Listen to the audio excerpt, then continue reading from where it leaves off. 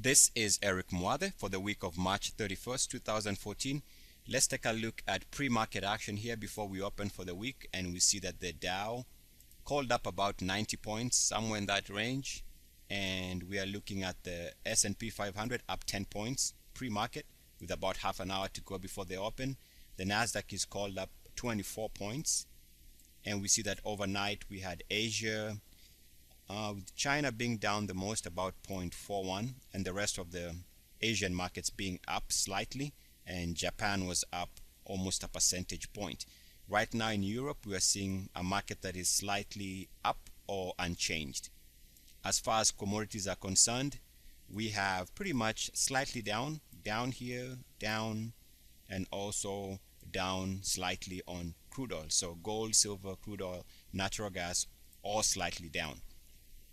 So for this week, what we need to be watching for here is how the market is going to respond to this line here on the daily for the NASDAQ. If this line can hold, so the market does need to rally the next couple of days for this to look like that, an inverted V, or a V-type formation, confirming that the market is ready to bounce. So we need this to hold if the bulls are going to take back the market. Now if we take a look at the Dow weekly, we have to wonder whether this week the Dow can muscle some energy to break out above 16,478, which is this closing high in December of 2013. So we need to watch that 16,478 level for potential breakout. And for the Dow transports on the daily, we have to watch this for the week to see whether this line continues holding. This line connects the lows, if you draw it like that. So we see that we held here coming late into last week.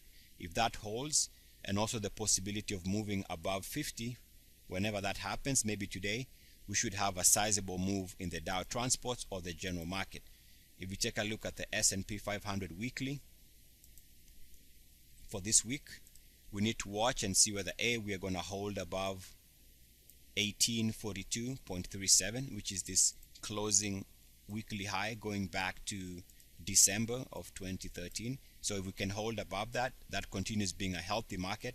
Also, if we continue holding above the 10-week moving average, that continues being a healthy market. And as far as the RSI on the weekly is concerned, anything above this line here which connects the lows is positive. If we break down here, that could be bearish, but as long as we are holding like we are doing right now, it's a healthy market. Good trading for the week. Eric Mwathe, good luck, peace, and blessings. Woo!